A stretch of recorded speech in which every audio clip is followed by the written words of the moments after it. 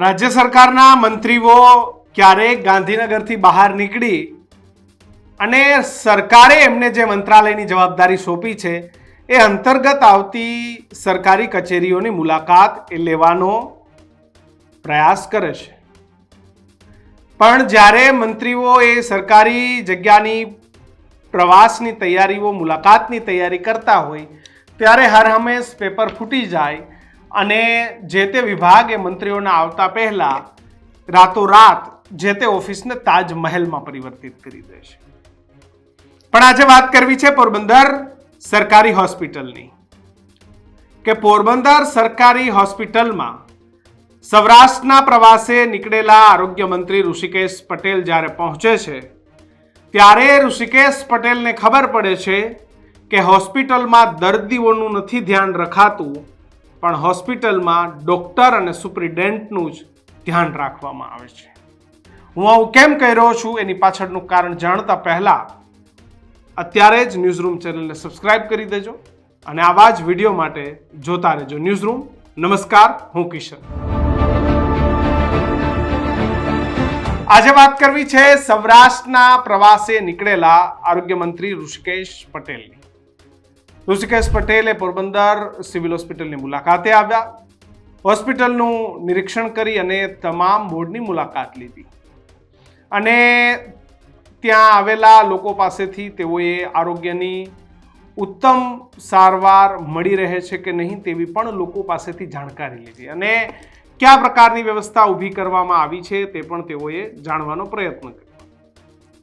ઋષિકેશભાઈને સારું લગાડવા માટે આરોગ્ય વિભાગના અધિકારીઓએ 3 દિવસ પહેલાથી હોસ્પિટલની સાફ સફાઈ શરૂ કરી દીધી હતી. જ્યાં ત્યાં થૂકતા લોકોને દંડ આપવામાં આવ્યા હતા, જ્યાં થૂકવામાં આવ્યું હતું ત્યાં કલરકામ કરવામાં આવ્યું. બધા જ પ્રકારની વ્યવસ્થા એ છેલ્લા 3 દિવસથી હોસ્પિટલ પ્રશાસન કરતું હતું, જેથી કરીને જ્યારે આરોગ્ય મંત્રી આવે ત્યારે એમની ભૂલ ન પકડાઈ જાય. એલ ફેલ ચાલતું સરકારી હોસ્પિટલના તંત્રની આપણે સૌને ખબર છે. અત્યારે પણ કદાચ લાઈવ કેમેરા લઈને આપણે અમદાવાદ, વડોદરા, સુરત, રાજકોટ, ભાવનગર, જામનગર કોઈ પણ હોસ્પિટલમાં આપણે ઉતરી જઈએ તો અવ્યવસ્થા જોવા મળે. આ ચેલેન્જ મારી રાજ્ય સરકારના આરોગ્ય વિભાગને આજે પણ છે અને આવનારા વર્ષો સુધી છે, કારણ કે એમાં કોઈ પરિવર્તન, એ ચાહે ઋષિકેશભાઈ આવે કે અન્ય કોઈ પણ મંત્રી આવે, એમાં કોઈ જ ફેરફાર નથી આવવાનો. વાત જાણે એમ છે કે ઋષિકેશભાઈ પોરબંદર હોસ્પિટલની મુલાકાત લેતા હતા. તમામ ભૂલોને છુપાવવા માટે 3 દિવસથી તંત્રએ તૈયારી કરતું હતું. પણ જ્યારે ઋષિકેશ પટેલ એ ઉપર આવેલા ડાયાલિસિસ જેવા મહત્વના વોર્ડની મુલાકાત લેવા ગયા ત્યારે એમને ખબર પડી કે ડાયાલિસિસ વોર્ડનું એસી નથી ચાલતું, એસી બંધ અવસ્થામાં છે. ડાયાલિસિસ જેવી તકલીફોથી પીડાતા જે દર્દીઓ હોય છે એમની પરિસ્થિતિ શું હોય છે આપણે સૌને ખબર છે. પણ જે દર્દીઓએ ડાયાલિસિસથી પીડાતા હતા ત્યાં એસી નથી, અત્યારે પારાવાર ગરમી છે, એ રૂમની અંદર એસીની વ્યવસ્થા નથી. પણ જ્યારે ઋષિકેશ પટેલે સુપ્રિન્ટેન્ડન્ટ સાહેબની ચેમ્બરની મુલાકાત લેવા ગયા તો ત્યાં કડક ચિલ્ડ મસ્ત એસી જોરદાર ચાલતું હતું. ત્યાં તો ચાલવાનું, કારણ કે ત્યાંથી જ તમામ ટેન્ડરો, કોન્ટ્રાક્ટ, બિલ, સહી બધું ત્યાંથી થાય છે. એટલે ત્યાં એસીની ટાઈમ ટુ ટાઈમ સર્વિસ પણ થવાની, સમય આવી એસી બદલી પણ જવાના, કારણ કે પોરબંદર સિવિલ હોસ્પિટલના સુપ્રિન્ટેન્ડન્ટ સાહેબ છે. દર્દીઓ એ સરકારી હોસ્પિટલમાં પીડા, યાતના અને દુઃખ સાથે કહેવું પડે કે ઘણા બધા દર્દીઓ એ સરકારી હોસ્પિટલની જે ગોકળ ગાય ગતિની સ્પીડ છે તેનાથી મૃત્યુ પણ પામે છે. આ હકીકત છે. પણ પોરબંદર હોસ્પિટલની જે પરિસ્થિતિ છે એ હોસ્પિટલની પરિસ્થિતિ ઋષિકેશભાઈને ખબર પડી ગઈ કે આ તો હું આવવાનો હતો એટલે 3 દિવસ પહેલા બધી વ્યવસ્થાઓ કરી, બાકી અહીંયા ગલ્લા તલ્લા ચાલે છે. જોકે પછી ત્યાં તેમની સાથે રહેલા ડોક્ટર અને અન્ય અધિકારીઓએ એમને સમજાવવાનો પણ પ્રયત્ન કર્યો કે પીજીવીસીએલની લાઇટ ગઈ હતી, નથી ગઈ. લાઇટ ગઈ હોય તો આખા બિલ્ડિંગમાં ગઈ હોય, માત્ર ડાયાલિસિસમાં ના ગઈ. એ પણ એક થોડો સંવાદ છે, એ પણ સાંભળો. પોરબંદરને સરકારી નવી 2 ભેટ આપી છે. એક કેન્સર વિભાગ દ્વારા, જે આપણો અમદાવાદ મેડિસિટીમાં જીસીઆરઆઈ દ્વારા સંચાલિત છે. એ ભવિષ્યની અંદર સેટેલાઇટ સેન્ટર દ્વારા જીસીઆરઆઈ દ્વારા સંચાલિત કેન્સરના પેશન્ટોને ત્યાં અમદાવાદ સુધી ના આવવું પડે ને હાર્ટના પેશન્ટોને પણ અમદાવાદ સુધી ના આવવું પડે એ પ્રકારની વ્યવસ્થાઓ આપણે ઊભી કરી છે. જે નવી આપણી મેડિકલ કોલેજ જીવર્સની બની રહી છે ત્યાં આગળ વ્યવસ્થાઓ ઊભી કરી રહ્યા છે. પરંતુ આટલી મોટી વ્યવસ્થાઓ અને મલ્ટી ડાયમેન્શનલ કે જ્યાં આગળ બધા સ્પેશિયાલિસ્ટ ડોક્ટરો મળી રહે એ પ્રકારની પોરબંદરને જ્યારે સુવિધા મળતી હોય ત્યારે જૂની વ્યવસ્થા જે ત્યારે ભાવસીથી હોસ્પિટલમાં જે ચાલી રહી છે શિફ્ટ થશે સ્વાભાવિક છે. અહીંથી ત્યાં આગળ તમામ વ્યવસ્થાઓ નવી મેડિકલ કોલેજમાં શિફ્ટ થાય થોડું દૂર પણ છે લોકોની દ્રષ્ટિએ, પરંતુ વિસ્તરતા શહેરની સાથે એ પણ નજીક થવાનું જ છે. પરંતુ જે શહેરની મધ્યમાં આવેલા બિલ્ડિંગને પ્રાઇમરી અને સેકન્ડરી ટ્રીટમેન્ટ માટે સજ્જ કરવું પડશે આપણે, જેથી કરી અને શહેરની અંદર વસતા લોકોને અહીંયા જ વ્યવસ્થાઓ મળી રહે. એટલે ચાલુ વ્યવસ્થાઓ અને ચાલુ વ્યવસ્થાઓ પછી નવી ઊભી થયેલી વ્યવસ્થાઓ પછી આ બિલ્ડિંગનો મહત્તમ મેક્સિમમ કેવી રીતે ઉપયોગ કરી શકે અને સાથે પેશન્ટ કેર, ડોક્ટરોની વ્યવસ્થાઓ અને સાથે પેરામેડિકલ સ્ટાફ અને જે મેડિકલને લગતા સાધનો અને દવાઓ. મૂળ વિષય અંતઃ આપણે લાભાર્થી એ પેશન્ટ છે.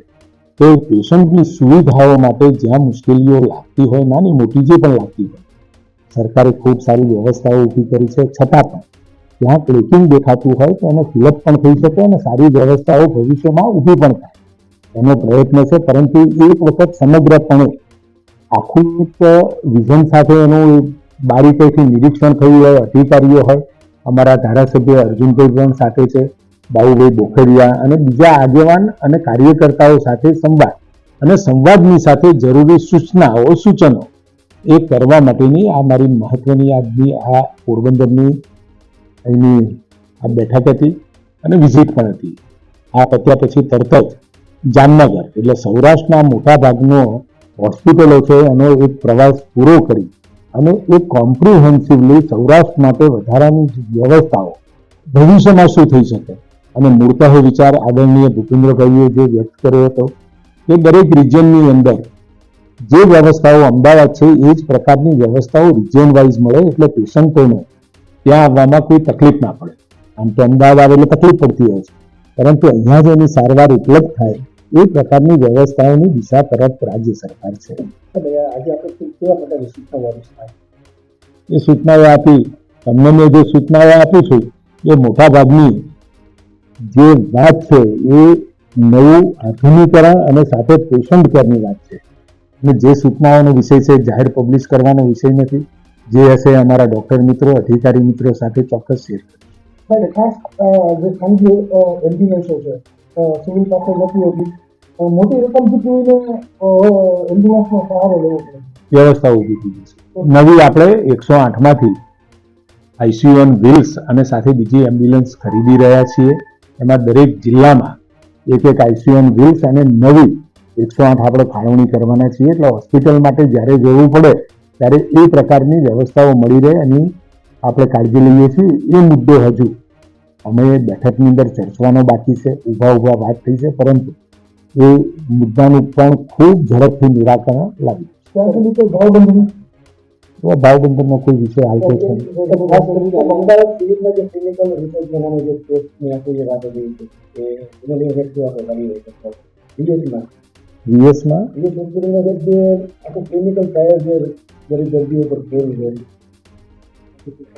અમદાવાદ સિવિલ હોસ્પિટલમાં ચાલે એ વિષય મારા ધ્યાનમાં નથી, પરંતુ વીએસ એ મ્યુનિસિપલ કોર્પોરેશનની હોસ્પિટલ છે એટલે કે એ વિષય હશે. છતાં પણ રાજ્ય સરકાર એમાં જે ક્લિનિકલ રિસર્ચની વાત છે એ અમે જોઈ લઈશું. 57 પ્રકારે જે ટેસ્ટ કર્યા છે દર્દીઓ આ ડોક્ટરો સર્વેલન્સ કરાવે સર્વે કર્યા છે. What is the matter actually I don't know, but હું જ્યારે જઈશ ગાંધીનગર એટલે જોઈ લઈશ. છેલ્લો પ્રશ્ન આજે સરકારી જે હોસ્પિટલ હોય એની આપ છે કે દર્દીઓને ના છૂટકે જવું હોય ત્યારે જાય છે. આ વાતાવરણમાં ત્યારે આપણે લોકોને જાતે જ પ્રશ્ન શોધવો પડશે, લોકોએ પણ શોધવો પડશે અને સરકાર એ બાબતમાં આગળ જ છે. જ્યારે નરેન્દ્રભાઈ મોદી સાહેબ મા કાર્ડ, વાત્સલ્ય કાર્ડ, પીએમજેવાય 5 લાખ ને 10 લાખ સુધી આપણે પહોંચ્યા છીએ. એટલે પ્રત્યેક કુટુંબની આરોગ્યની વ્યવસ્થાઓ એક સાથે પ્રત્યેક ઘરને આઉટ ઓફ પોકેટ એક્સપેન્સ ના થાય, દવાઓ પણ મળે, સારવાર પણ મળે અને આવવા જવાનું ભાડું પણ મળે, એ પ્રકારની વ્યવસ્થાઓ કરી છે. એટલે જાગૃત પ્રજા પણ થાય અને અમારી વ્યવસ્થાઓ જ્યારે સાબિત છે એટલે ક્યાંક નાના મોટા લેખિંગ હોય તો ચોક્કસ આમ જનરલી એવું જણાતું હોય છે કે જે સરકારી હોસ્પિટલો હોય એમાં માનવીય સંવેદનશીલતાનો ક્યાંક અભાવ જોવા મળે છે, એવું એક જનરલ પરસેપ્શન બન્યું છે. એ પણ ઘણી બધી ટ્રેનિંગ પ્રોગ્રામના આધારે આપણે એને સુધારી રહ્યા છીએ. ખાસ કરીને અહીંયાથી વધારે દર્દીઓ છે ને બહાર શું કામ રિફર કરી દેવામાં આવે? અહીંયા ઘણી બધી સુવિધાઓ આપણી પાસે ફરજિયાત શું કામ રિફર કરવા? અહીંયા આગળ ફરજિયાત સુવિધાઓ જ્યાં ના હોય, જે વિષયની અંદર ના હોય, અને અંતે તો પેશન્ટ મહત્વનો હોય છે. કોઈ પેશન્ટ અહીંયા હોસ્પિટલમાં આવે અને હોસ્પિટલમાં એને સ્થિર કરી, એટલે એનો જે કંઈક નાની મોટો મુશ્કેલીવાળો વિષય પસાર કરી અને આગળની સુવિધાઓ ક્યાંક લેકિંગ હોય તો ચોક્કસ એને રિફર કરવો પડે. અંતે તો પેશન્ટના સારા હવાપણા પાછળ આપણે હોતું હોય છે. તો તમે સાંભળ્યું કે કેવી રીતે ઋષિકેશ પટેલને પણ ગલ્લા તલ્લા અને એમને પણ એમ કહેવાય કે સરકારી જવાબો અધિકારી આપી રહ્યા છે. જો કે આ સમગ્ર મામલે ઋષિકેશ પટેલને પૂછવામાં આવ્યું તો એમને પણ પોતાના વિભાગની સામે આંખ આડા કાન કર્યા અને મીડિયાની સામે ગોળ ગોળ જવાબો પીરસ્યા. તો આ પરિસ્થિતિ એ ઋષિકેશભાઈને ખબર પડી કે મહત્વની જે એસી જેવી જે વ્યવસ્થા છે એ સિવિલ હોસ્પિટલમાં નથી. ઋષિકેશભાઈ જે એશિયાની સૌથી મોટી સિવિલ હોસ્પિટલ છે ત્યાં આજે પણ જનરલ વોર્ડ સહિત એસી નથી. 42-45 ડિગ્રી ગરમી અમદાવાદમાં પડે છે, પરંતુ એમ છતાં પણ સિવિલ હોસ્પિટલની અંદર આખી હોસ્પિટલ જેમ ઝાયડસ, સ્ટર્લિંગ જેવી હોસ્પિટલો આખી સેન્ટ્રલાઇઝ એસી છે. કદાચ એના કરતાં લાખો અને કરોડો રૂપિયા બજેટ એ અમદાવાદ સિવિલ હોસ્પિટલનું છે, પણ ત્યાં આજે પણ એસી જેવી સુવિધા નથી. ડૉક્ટરોએ બહાર પ્રેક્ટિસ કરે છે. માત્ર પોરબંદરમાં એસી નથી એવું નથી, ક્યાંય પણ જાઓ સિલેક્ટેડ જગ્યાઓ સિવાય દર્દીઓને એસીની સુવિધા નથી અપાતી. માત્ર સુપ્રિન્ટેન્ડન્ટ અને ડૉક્ટરોની ચેમ્બરોમાં એસી છે, એ લોકોને જલસા છે, સરકારી પગાર સરસ મજાનો આવે છે. ઋષિકેશભાઈ, આ તો તમે પોરબંદર ગયા, પણ આખા ગુજરાતમાં આ જ રીતે પરિસ્થિતિ છે. હું આપને એમ કહું કે તમે મિનિસ્ટર છો તો તમે 1 મહિનો ગાંધીનગર અને વિસનગર બધું જ છોડી અને માત્ર સરકારી હોસ્પિટલોને 1 મહિના ફરો ને તો તમને લાખો કરોડો દર્દીઓના, ગરીબ દર્દીઓના આશીર્વાદ મળશે. ઘણા બધા દર્દીઓ એ હોસ્પિટલોમાં મૃત્યુ પણ પામે છે. સુવિધાઓ નહીં, MRIની, એક્સરે માટે લાઈનો, સોનોગ્રાફી માટે લાઈનો, બ્લડના રિપોર્ટ કરાવવા માટે લાઈનો. સરકારી હોસ્પિટલોમાં રેડિયોલોજી વિભાગના નામે મીંડું ચાલે છે. ત્યાં દર્દીઓએ પારાવાર મુશ્કેલીનો સામનો કરે છે. પોરબંદરમાં પણ આ જ પરિસ્થિતિ. સુપ્રિન્ટેન્ડન્ટ મસ્ત ઠંડી હવા ખાય અને દર્દીઓ બિચારા ગરમીનો સામનો કરે. જો કે બધે જ આ છે પરિસ્થિતિ. એ છે ચૂંટાયેલા લોકો અને અધિકારીઓ કંઈ બોલતા નથી અને આ જ રીતે કરોડો અબજો રૂપિયાનું આરોગ્યનું બજેટ એ આ જ રીતે પૈસા તો એ આમ પણ વાપરવાના છે ને આમ પણ વાપરવાના છે, પણ એ કામ જે યોગ્ય દિશામાં થવું જોઈએ નથી થતું. એના કારણે આજે પણ ગુજરાતની આરોગ્ય વ્યવસ્થા એક મીંડું છે. તમને શું લાગે છે સરકારી હોસ્પિટલોની પરિસ્થિતિ આવી છે એની પાછળનું કારણ શું? ખબર હોય તો કમેન્ટ બોક્સમાં લખજો. જોતા રહેજો ન્યૂઝરૂમ. નમસ્કાર.